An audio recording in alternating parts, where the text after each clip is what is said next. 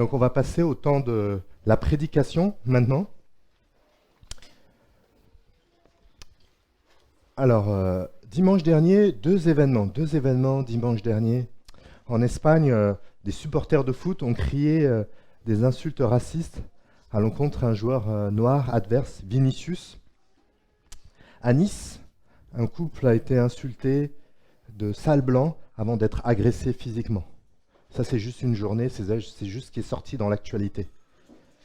Chaque jour, on pourrait trouver du racisme, des préjugés, des barrières qui sont mis entre les hommes.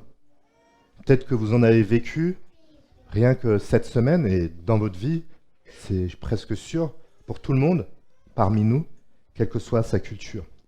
C'est un vrai problème de l'humanité. Est-ce que Dieu a quelque chose à dire à cela? Oui, nous le croyons. Nous croyons que le grand plan de Dieu qui nous laisse, change nos vies, mais aussi apporte des chemins de solution à tous les problèmes concrets ou même réels de l'actualité, mais aussi de nos propres vies. Et que le grand plan de Dieu que nous parcourons depuis quelques semaines n'est pas juste un temps de réflexion intéressante pour faire du bien un peu le dimanche matin, pour changer de notre quotidien. Non, pas du tout. C'est vraiment pour avoir un impact face à ces vrais défis qui nous accablent. La semaine dernière, pour ceux qui étaient là avec Joël, notre ami du Val d'Europe, on a vu que le grand plan de Dieu nous faisait passer, écoutez bien, de la mort spirituelle à la vie spirituelle. Rien que cela. Et que c'était par la foi en Jésus-Christ qu'on vivait cette résurrection. Voilà le grand plan de Dieu. Et ce matin, nous allons voir une dimension, une seule, de ce grand plan de Dieu, c'est la grande famille de Dieu. La grande famille multiculturelle de Dieu. Et c'est ce que nous allons voir ce matin. Alors, si vous vous rappelez, on s'était arrêté au chapitre 2, au verset 10. Donc, on va prendre maintenant à partir du verset 11. Et Dieu voulant, nous irons jusqu'à la fin du chapitre 2, au verset 22. Donc, Éphésiens, au chapitre 2, verset 11 à 22. La grande famille de Dieu, la grande famille multiculturelle de Dieu. Voilà la situation ancienne.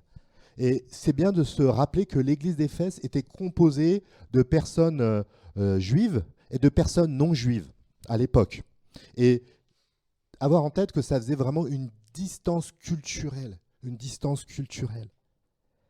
entre ceux qui étaient nés à Éphèse, des Éphésiens de souche, si vous voulez, et des immigrés ou des enfants d'immigrés qui venaient de Jérusalem. Imaginez la distance culturelle. Et ce n'est pas si simple, si compliqué, d'avoir cette perception, parce que quand on se regarde nous-mêmes, en tant qu'église de Chelles, beaucoup d'églises en région parisienne, on a cette distance culturelle entre nous.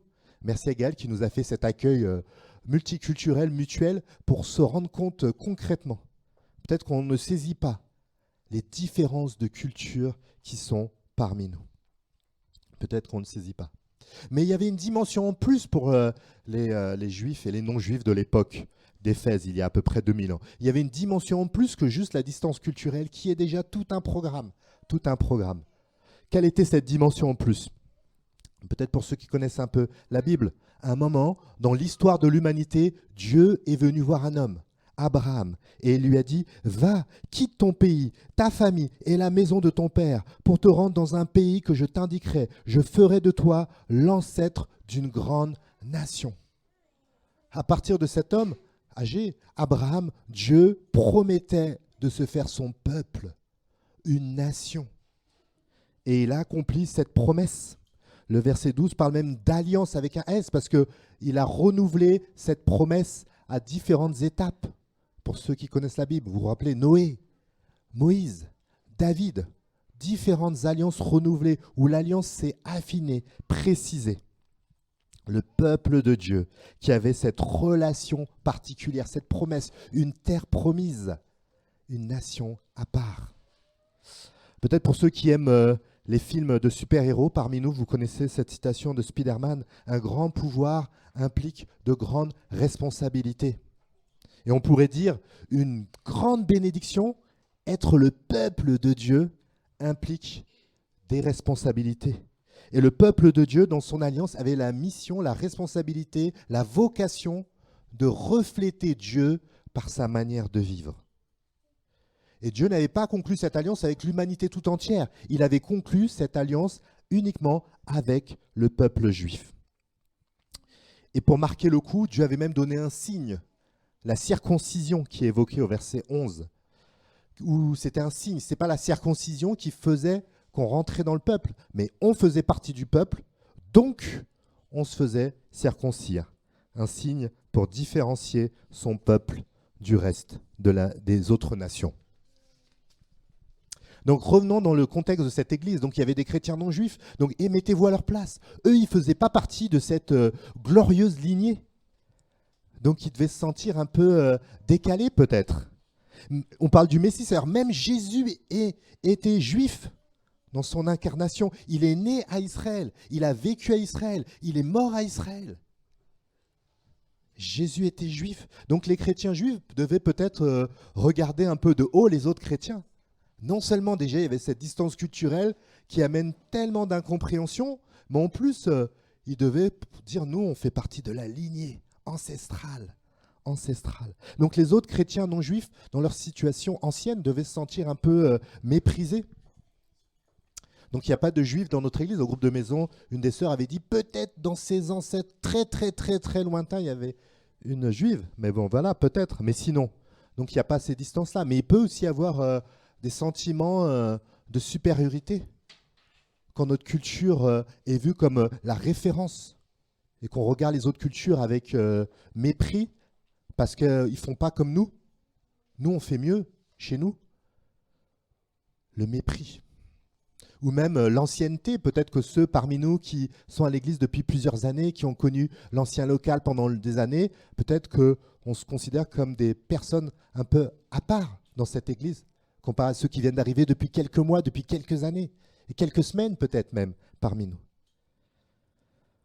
Mais que ce soit pour nous en 2023 ou pour eux à leur époque, les promesses de Dieu, l'appartenance à son peuple est toujours une faveur imméritée. Toujours. C'est une grâce, si vous voulez utiliser un mot chrétien. Et si vous regardez un peu le peuple d'Israël, Dieu n'avait pas choisi ce peuple parce qu'ils étaient meilleurs que les autres, parce qu'ils étaient plus spirituels, parce qu'ils étaient plus généreux, plus nombreux. Non. C'était une faveur imméritée. En fait, par nature, aucun d'entre nous, quelle que soit sa culture, ne mérite d'être en relation avec Dieu. Nous sommes si imparfaits. Et en fait, la circoncision qui est évoquée était un signe extérieur. Le texte parle d'espérance parce que Dieu préparait les choses par cette alliance. Il préparait les choses petit à petit au fil des années parce que le changement que Dieu voulait faire était à l'intérieur. Verset 13. Mais maintenant. Et on avait vu, je ne sais pas si vous vous rappelez, la semaine dernière, avec Joël, au verset 4 du même chapitre 2, mais. Quand il y a un mais comme ça, c'est vraiment un changement. Mais maintenant, par votre union avec le Christ Jésus, vous qui autrefois étiez loin, vous êtes devenus proches grâce au sacrifice du Christ. L'unité est possible entre chrétiens de différentes cultures. L'unité est possible, nous dit Paul. Maintenant, ça a changé. On est dans une nouvelle alliance, un nouveau départ. Et grâce à quoi? Il le dit, par votre union avec Jésus-Christ, au verset 13, même à la fin du verset 13, grâce au sacrifice de Christ.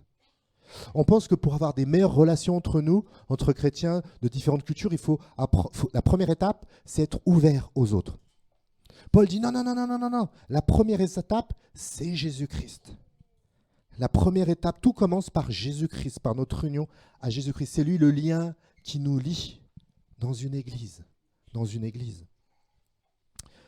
Tant que les clés restent accrochées à votre porte-clés, elles restent ensemble. Mais si vous enlevez une clé du porte-clés, vous pouvez la perdre. Attention.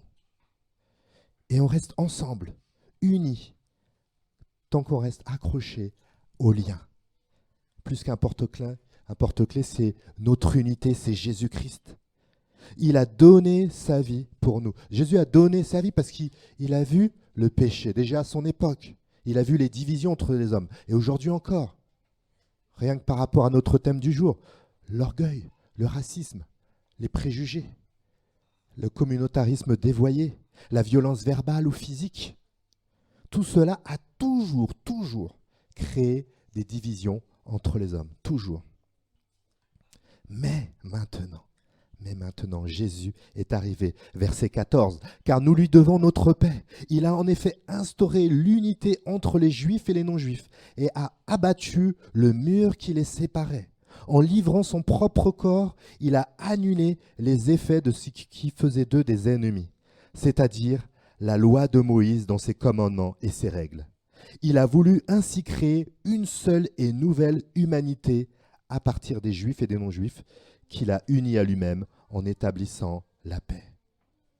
Jésus a voulu établir une seule et unique humanité, une nouvelle alliance, une nouvelle famille, une grande famille multiculturelle. C'est le projet de Dieu. C'est le projet de Dieu. La promesse de Dieu depuis la venue de Jésus-Christ n'est plus limitée à un groupe ethnique particulier. Avec Jésus, l'évangile est pour toutes les nations, toutes les nations. Toutes les différences culturelles entre nous ne sont pas à la hauteur de ce que Jésus est pour nous. Le verset 14 nous dit qu'il a abattu le mur qui les séparait. Et j'ai vu qu'au temple de Jérusalem, à l'époque, il y avait même un mur physique qui séparait les juifs des non-juifs. Jésus l'a abattu. Et au-delà du symbole, c'est spirituellement encore aujourd'hui que Jésus crée cette humanité multiculturelle, cette nouvelle humanité. Et il veut nous guider dans le même chemin. On a parlé du Saint-Esprit, le fruit de l'Esprit, qui manifeste la présence de l'Esprit en nous. Le fruit de l'Esprit, il ne concerne pas qu'un seul groupe ethnique. C'est la vocation, l'appel pour chacun d'entre nous, vivre tous ces éléments-là qu'on peut voir dans la Bible. Un beau témoignage. On a parlé de notre famille d'église. Il y avait l'ancien pasteur de l'église de Ponto-Combo qui racontait qu'une fois, ils ont voulu faire une soirée culturelle pour montrer aux habitants de Ponto-Combo la multiculturalité et comment elle est bénie en Jésus-Christ. Ils ont invité, il y a plusieurs personnes qui sont venues, plein de personnes, c'était super. Il y avait même l'adjoint du maire qui est venu et qui a dit, mais waouh, c'est magnifique, vous arrivez à rassembler des gens de plus que toute culture avec cette harmonie, c'est magnifique. Nous, on n'arrive pas à le faire. On n'arrive pas. Voilà. Le projet de Dieu, c'est merveilleux. Le plan de Dieu, qui est une solution merveilleuse aux difficultés de notre humanité. Au verset 16, Paul continue. Il voulait aussi les réconcilier les uns avec les autres, avec Dieu, et les unir en un seul corps, en supprimant par sa mort sur la croix ce qui faisait d'eux des ennemis. Verset 17, il continue. Alors, ainsi, il est venu annoncer la paix à vous qui étiez loin et la paix à ceux qui étaient proches. Et verset 18, important aussi, car grâce à lui, nous avons accès les uns comme les autres auprès du Père par le même esprit. Les uns comme les autres, quelle que soit notre culture. Cette réconciliation multiculturelle se fonde aussi sur une autre réconciliation, la réconciliation avec Dieu. Est-ce que ce matin, je peux te poser la question, est-ce que tu fais partie de la grande famille multiculturelle de Dieu, de Jésus-Christ? Est-ce que tu fais partie de celle-là? Et ça dépasse l'église de Chelles, c'est une grande famille qui est dans le monde entier. Est-ce que tu fais partie de cette famille-là? Alors si tu dis oui, pourquoi? Qu'est-ce qui te fait dire ça? Est-ce que c'est parce que, ah oui, ma mère a la foi ou parce que je viens à l'église souvent le dimanche? Non, ça n'a rien à voir. Ça commence par Jésus-Christ.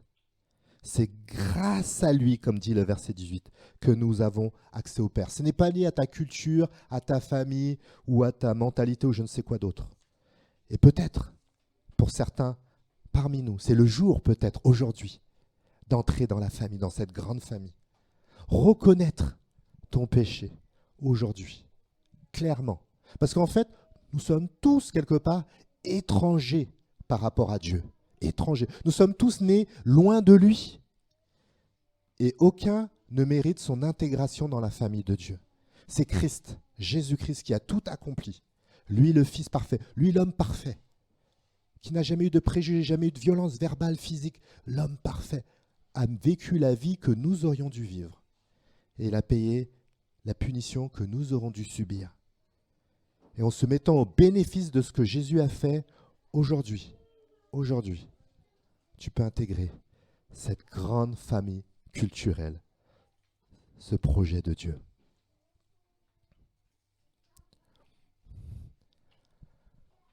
Et dans la dernière partie de notre texte du jour, Paul présente ce plan, cette grande famille. Et on pourrait l'appeler la maison de Dieu. On pourrait l'appeler la maison de Dieu. Parce qu'intégrer cette famille, il va nous montrer comment elle est merveilleuse. Comment elle est merveilleuse. Verset 19. Voilà pourquoi vous n'êtes plus des étrangers ou des résidents temporaires. Vous êtes concitoyens des membres du peuple de Dieu. Vous faites partie de la famille de Dieu. Avant l'image de la maison, il y a cette image de la citoyenneté. Quand on intègre la famille de Dieu, c'est comme si on avait une nouvelle citoyenneté. Alors déjà, quand on a une nouvelle citoyenneté terrestre, c'est un moment important. On était chez un ami il y a une dizaine de jours où il était devenu français. Il a eu la nature. Donc on a vu sa photo dans le journal. Il y avait le maire, le préfet dans un château. C'était vraiment un grand moment quand on acquiert sa citoyenneté. Déjà, ça c'est pour une citoyenneté terrestre. Imaginez pour la citoyenneté céleste. Une sœur me disait mardi, « Ah oui, mais je suis devenue française. » Ah oui, d'accord, par mariage. Par mariage. Un autre frère devait avoir, il y a une dizaine de jours, un rendez-vous à la sous-préfecture de Torcy pour se faire naturaliser, pour commencer un processus. Et on lui a dit, ben, vous êtes marié à une Française, mais depuis pas assez de temps. Pas assez de temps, parce qu'il faut plusieurs années pour obtenir la citoyenneté. Bon, ça arrive. Donc il faut plusieurs années pour obtenir la citoyenneté. Quand on se marie avec Jésus-Christ, entre guillemets, on n'a pas besoin de plusieurs années pour obtenir la citoyenneté. On l'obtient tout de suite. Tout de suite, on est intégré dans la famille de Dieu. Et plus qu'une famille, c'est une maison. C'est une maisonnée, si vous voulez. C'est un foyer, une grande famille. Verset 20. Dieu vous a intégré à l'édifice qu'il a construit sur le fondement que sont les apôtres, ses prophètes, et dont Jésus-Christ lui-même est la pierre principale. Il nous a intégrés à un édifice dont Jésus-Christ est la pierre principale. On est dans une famille, on est la maison de Dieu. Nous, en tant qu'Église, on a prié et on prie encore. On recherche un local, un peu comme la terre promise pour l'Israël, le peuple d'Israël. On recherche ce local. Et on prie, et quand on obtiendra ce local, un grand local, on va pouvoir être bien à l'aise, comme on a prié. Le danger, quand on arrivera dans ce local, c'est de se dire, voilà Dieu, merci, on a enfin trouvé notre église. Non, non, non, non, non, non, non, les amis. Nous sommes l'église. Nous sommes la maison de Dieu. Ce n'est pas nous qui le disons pour nous vanter, c'est ce que dit la parole de Dieu dans ce texte-là et dans bien d'autres encore. Nous sommes la maison de Dieu. Et nous trouverons un local qui permettra à la maison de Dieu de se réunir. Nous sommes les pierres vivantes, chacun d'entre nous, un rôle à part par lequel Dieu nous intègre à un édifice. Et il y a des architectes parmi nous, ils expliqueront ça mieux que moi, mais quand on construit, qu'on fait une construction, il y a une fondation. Et les fondations, c'est très important, très important. Nos amis catholiques chélois devaient avoir un nouvel édifice de 800 places en 2021, mais à cause de différents problèmes, dont les problèmes dans la fondation, bah, c'est retardé et peut-être ça prendra quelques années encore. C'est sûr, ça prendra quelques années encore, ils ne savent pas encore quand. Parce que les fondations, c'est très important dans une maison.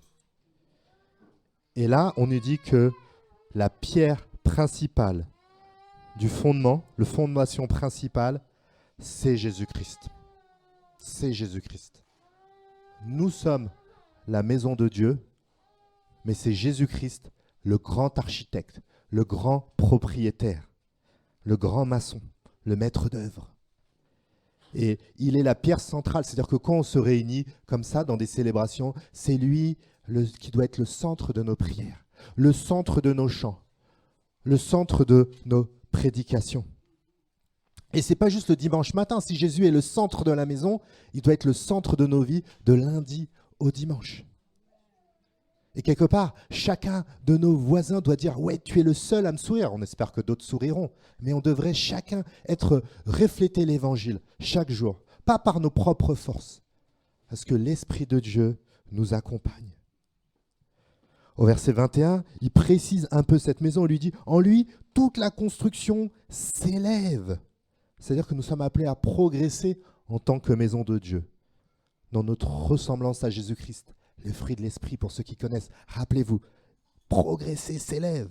On est bien coordonnés. On est appelés à œuvrer, mais ensemble. Et appelés à être un temple saint. C'est-à-dire que nous sommes appelés à refléter l'Évangile, refléter Jésus-Christ. Et ainsi intégrer ensemble à cette maison pour former une maison où Dieu habite par son esprit. Donc les amis, nous sommes la maison de Dieu. Depuis que Jésus est arrivé, nous sommes dans une nouvelle alliance. La maison de Dieu, c'est nous. Et il n'y a aucune vantardise de notre part, c'est le message de Dieu. C'est le projet de Dieu. Nous sommes la maison où habite son esprit. La famille de Dieu. Donc juste 2 petits points pour conclure. Déjà, nous sommes une famille multiculturelle. Et ce qui est intéressant de voir dans le cheminement de Dieu, c'est que ce n'est pas Dieu qui a fait d'abord un groupe ethnique particulier, et puis à un moment, Dieu s'est dit « Ah, mais peut-être que je vais élargir pour que ce soit plus sympa. » Non. Dieu sait ce qu'il fait. Et d'ailleurs, dès l'origine à Abraham, on a cité tout à l'heure le premier verset, mais juste 2 versets en dessous, Dieu lui dit déjà « Tous les peuples de la terre seront bénis à travers toi. » Le projet multiculturel n'est pas une conséquence sympathique, c'est dans le projet de Dieu. Dans le projet de Dieu. Est-ce que tu veux être un agent, un contributeur de ce projet de Dieu, avec cette dimension multiculturelle? Et on prie on va faire, vous avez suivi peut-être tout à l'heure, des tables, devine qui vient dîner, on prie pour des tablés multiculturels, parce que ça reflète la beauté du projet de Dieu. Et c'est un tellement grand témoignage pour les gens qui nous entourent, et pour l'actualité qui est un peu triste. Et toi-même, est-ce que tu peux relever un défi? Est-ce que tu peux inviter quelqu'un qui n'est pas de ta culture à boire un thé, ou te promener cette semaine, il fait beau? C'est pas facile pour les plus timides d'entre nous. Pas juste rencontrer des gens au travail, non, mais vraiment être acteur de cette multiculturalité pour refléter l'évangile de Dieu et témoigner dans ce monde. C'est pas facile peut-être pour beaucoup d'entre nous, mais l'Esprit de Dieu est en nous. Et il est capable de nous donner un peu de courage et de force, comme il est décrit dans la Bible. Dernier point, un signe distinctif à l'époque du peuple de Dieu. Ce n'était pas le signe qu'ils faisaient partie du peuple de Dieu, mais ils étaient dans le peuple de Dieu, donc ils faisaient ce signe. Quel est ce signe maintenant? Ce n'est pas la circoncision, Dieu merci, c'est autre chose. Dans les dernières paroles que Jésus a dites, il leur a dit « Faites des disciples parmi tous les peuples, baptisez-les au nom du Père, du Fils et du Saint-Esprit. » Si grâce à Jésus-Christ, tu fais partie de cette famille multiculturelle de Dieu, sois béni, c'est merveilleux. C'est une grâce, c'est une faveur. C'est un témoignage pour notre monde qui en a tellement besoin. Mais le signe, maintenant, c'est le baptême. Le baptême. Et plusieurs d'entre nous sont en train de se préparer, de réfléchir, mettre en place pour leur baptême bientôt. Merci Seigneur pour ces choses qui conduisent. Et toi alors? Et toi? C'est peut-être le moment. Donc si tu as des questions à ce sujet, viens nous voir pour qu'on en discute. Prions. Seigneur, on prie pour notre monde, on prie pour nos vies aussi. Peut-être que nous avons vécu nous-mêmes, sûrement pour beaucoup d'entre nous, presque tout le monde, des blessures à cause du racisme, à cause des préjugés. Peut-être que nous-mêmes, une fois, on a eu un mot, une phrase, une attitude équivoque, Seigneur. Nous avons besoin de toi, Seigneur. Nous ne sommes plus ce peuple sans espérance et sans Dieu dans le monde, Seigneur. Tu nous as promis, Seigneur, ton esprit qui est parmi nous, Seigneur, en nous, Seigneur. Nous sommes la maison dans laquelle habite ton esprit. Quelle faveur imméritée, Seigneur. Transforme-nous, Seigneur, pour que nous te ressemblons, Seigneur, pour que nous soyons des témoins vivants de ton amour multiculturel dans ce monde, Seigneur. Fais-nous participants, artisans de paix, Seigneur, dans ce monde, Seigneur. Et on prie pour notre ville, notre monde, qu'on puisse refléter par nos relations d'amour que tu es vraiment le maître, l'architecte, le décorateur d'intérieur, Seigneur, le propriétaire de la maison, Seigneur. Et on prie pour ceux d'entre nous qui ne te connaissent pas aujourd'hui, Seigneur, que tu puisses les attirer, que ta famille multiculturelle leur donne envie, que ton sacrifice à la croix les rapproche de toi, Seigneur. Sois béni pour ton œuvre dans nos vies. Amen.